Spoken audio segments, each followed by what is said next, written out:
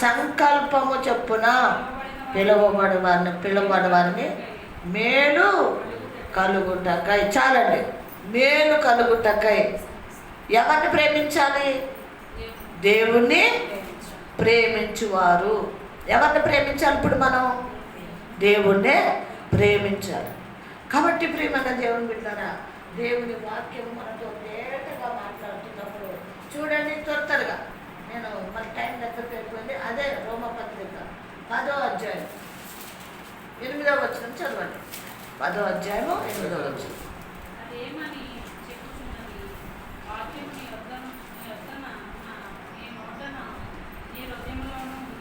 ఎక్కడ ఉన్నదండి వాక్యము? నీ యొద్దనున్నది, నీ నోట ఉన్నది, నీ హృదయంలో ఉన్నది. చాలు. చూడండి నా వైపు. వాక్యం ఎక్కడ ఉండాలంట? వాక్యం ఎక్కడ ఉండాలండి? హృదయంలో ఉండాలి, నోట ఉండాలి.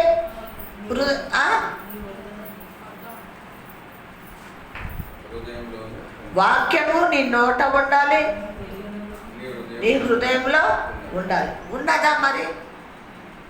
ఏమా వాక్యము ఉండాలి అంటున్నాడు ప్రభు. ఉందా మనకి వాక్యము?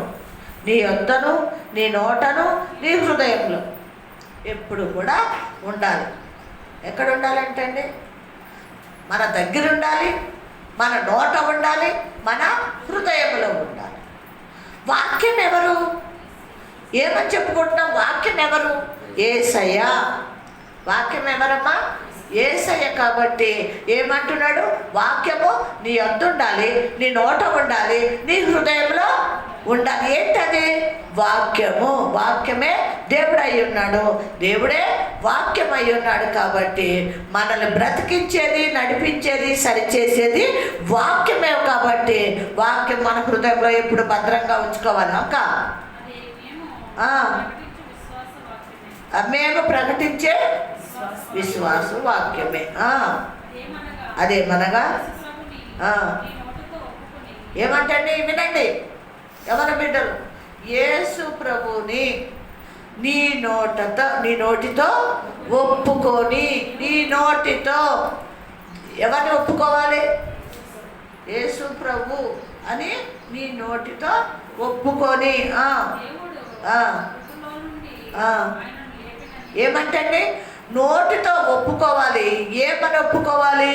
మృతులలో నుండి దేవుడు యేసు ప్రభుని లేపాడు.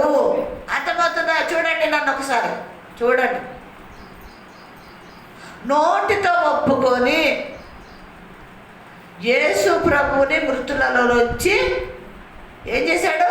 లేపాడు అన్న విశ్వాసము ఎవరిలో అయితే ఉంటుందో వాళ్ళని ఏం చేస్తానంటున్నాడు? రక్షిస్తాను అన్నాడు. హల్లెలూయా. ఈ బాప్తీసం తీసుకొని బిడ్డలకి ఈ మాటలు ఏం చేయాలి? ఏం చేయాలమ్మా? నోటితో ఒప్పుకోవాలి, ప్రభుని లేపాడు అని విశ్వసించాలి. ఎవరు లేపారు? ఎవరిని లేపారు? ఎవరిని లేపారు? దేవుడు లేపాడు అని ఏం చేయాలి? విశ్వాసం ఉంచాలి. అంటే నమ్మాలి. దేవుడు ప్రభు నా కోసము చనిపోయినప్పుడు ప్రభువుని యేసయ్య దేవుడే లేపాడు. కాబట్టి ఆయనని నేను ఆయనని నమ్ముతున్నాను. ఈయన నన్ను కూడా లేపుతాడు. నేను చచ్చిపోయినా నన్ను ఈయన ఏం చేస్తాడు? లేపుతాడు. ఈయనెవరు? యేసయ్య. యేసయ్య నన్ను లేపుతాడని నువ్వు విశ్వసించిన ఎడల నువ్వేమవుతావు? రక్షింపబడతావు. అర్థమవుతుందమ్మా? నువ్వు ఎప్పుడైతే నోటితో ఒప్పుకొని విశ్వసిస్తే నిన్నేం చేస్తానంటున్నాడు? రక్షిస్తానన్నాడు. ఎప్పుడు వస్తుందా రక్షణ? నువ్వు ఒప్పుకొని బాప్తీసం తీసుకున్నప్పుడు నీకేమొస్తుంది? రక్షణ వస్తుంది. 4వ మాట చూడండి. అదే రోమపత్రిక 12వ అధ్యాయం 1 నుంచి చదువు.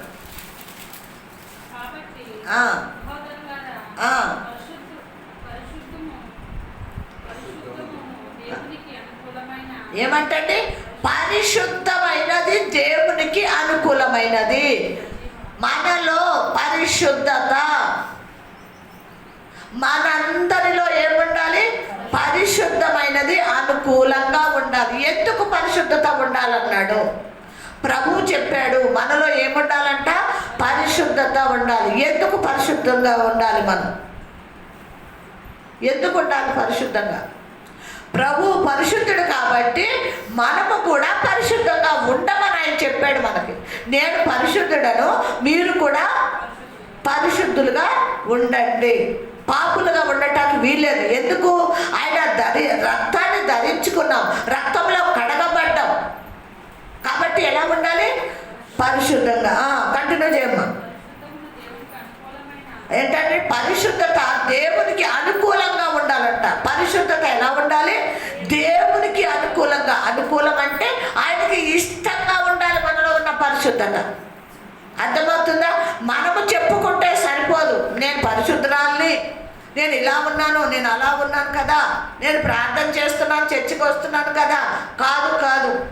అనుకూలత. ఇదిగో నా బిడ్డ ఓకే, పర్ఫెక్ట్గా నేను చెప్పినవన్నీ చేస్తుంది, ఆమె పరిశుద్ధురాలని ఎవరు సాక్ష్యం చెప్పాలి? ఎవరు చెప్పాలి? ప్రభువు చెప్పాలి మన గురించి. ప్రభువు చెప్పాలి మనం పరిశుద్ధులమని. అనుకూలంగా, దేవునికి అనుకూలంగా, సజీవ యాగముగా నీ శరీరాన్ని. చూసారా? సజీవ యాగముగా నీ శరీరాన్ని ఆయనకు సమర్పించుకో. సమర్పించుకోవాలి. ఎవరు సమర్పించుకుంటారు ఇప్పుడు? ఏమ్మా సమర్పించుకోవాలి. ఎవరు సమర్పించుకోవాలి? సమర్పించుకుంటారా? శరీరము సమర్పించుకోమంటున్నాడు. అంటే ఏమైపోవాలి? ఏమైపోవాలి? నలగొట్టబడాలి, విరగొట్టబడాలి కదా. ఇందాక చెప్పాడు కదా, ఆయనకి అంగీకారంగా మనము ఏం చేయాలి? సమర్పించుకోవాలి. మన శరీరాన్ని బలిపీఠం మీద పెట్టాలి. ఏం చేయాలమ్మా? బలిపీఠం మీద పెట్టాలి. ఇందాక నేను చెప్పాను కదా, అన్నీ మన ఈ శరీరం మీద ఉన్నాయన్నీ కూడా సమర్పించుకున్నాం, ఓకే, తీసేసాం, ఓకే. కానీ ఈ శరీరాన్ని కూడా సమర్పించుకోవాలి. ఇవి తీసేసేటమే కాదండి, మరి ఈ మలినమైన ఈ శరీరము, పాపముతో కూడిన ఈ శరీరాన్ని ఏం చేయాలంటే బలిపీఠం మీద సమర్పించుకోవాలి. అంటే దేవునికి సమర్పించాలి శరీరాన్ని, మనది కాదు. శరీరం సమర్పించుకోవాలంటే నలగొట్టుకోవాలి. ఉపవాసంతో ఏం చేయాలి? నలగొట్టుకోవాలి, విరగొట్టుకోవాలి, పరిశుద్ధంగా జీవించాలి.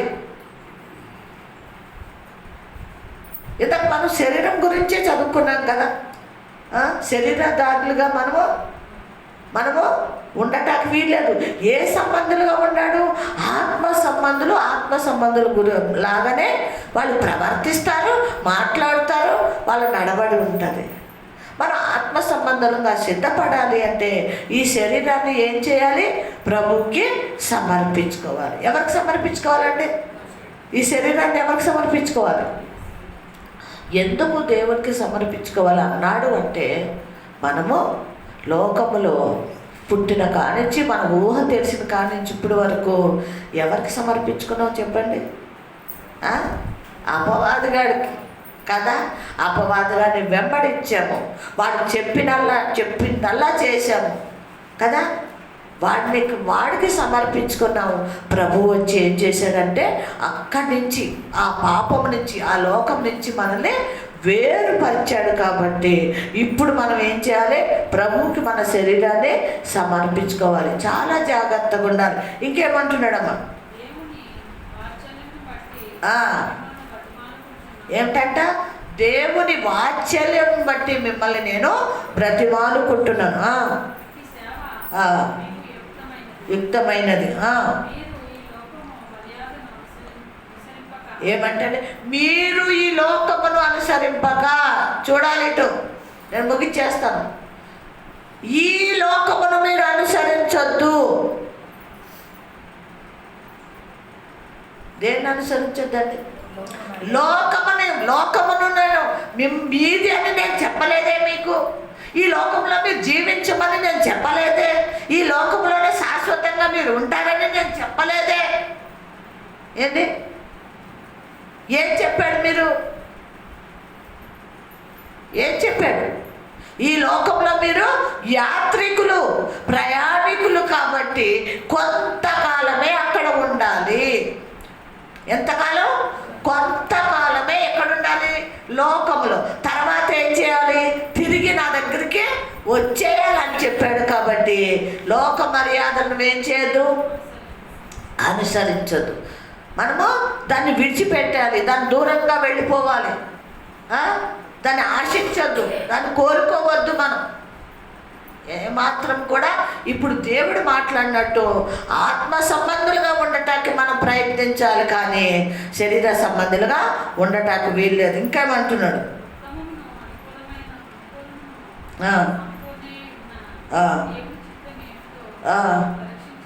ఏమంటాడండి? ఏమంట? ఉత్తమమును, అనుకూలమును, సంపూర్ణమైన దేవుని చిత్తమేమో ఏంటి పరీక్షించి మీరు తెలుసుకోండి. ఏమంట? ఏంటి? అనుకూలము. ఏమని? అనుకూలము. ఎవరి నుంచి వచ్చింది ఇది? దేవుడి నుంచి. అనుకూలము, సంపూర్ణత, ఇంకా ఉన్న దేవుని చిత్తం ఏమో పరీక్షించి తెలుసుకున్నట్లు నీ మనసు ఏమంట? నీ మనసు మారి. ఏమంటే ఏం చేయాలి? నీ మనసు ఏం కావాలి? మారిపోవాలి. ఈ రోజు వరకు నీకు లోక ఆలోచనలు, తలంపులు, ఆశలు, కోరికలు, దాంట్లోకే వెళ్ళాలనే ఆలోచనలు నీలో ఉంటే కనుక నువ్వు ఇప్పుడే విడిచిపెట్టే. నీలోకి ఏం రావాలి? ఉత్తమమైనది రావాలి, సంపూర్ణత రావాలి, దేవుని అనుకూలం రావాలి, ఇంకా దేవుని చిత్తము తెలుసుకొని ఏం చేయాలి? దేవుని చిత్తము తెలుసుకుని ఉండాలి. ఇంకా అంటున్నాడు ఏం చేయాలి? నీ మనసు మారి నూతన మగునట్లు. ఏమంట? నువ్వు మనసు మార్చుకుంటే రూపాంతరము పొందుతావు. నువ్వు మనసు మార్చుకుంటేనే రూపాంతరం పొందుతావు. రూపాంతరం అంటే ప్రభు దగ్గరికి వెళ్ళేటప్పుడు నీ రూపం మారిపోతుంది, నీ వస్త్రాలు మారిపోతాయి. ఎలా అయిపోతావు తెలుసా? దేవదూతలాగా అయిపోతావు. అర్థమవుతుందమ్మా? రూపాంతరం. నీ రూపం అంతా కూడా ఇలా ఉండం. మనం ఇలా ఉండం. ఎలా ఉంటాం? దేవదూతల రూపము కదా. వస్త్రాలు ఎట్లాంటి వస్త్రాలు?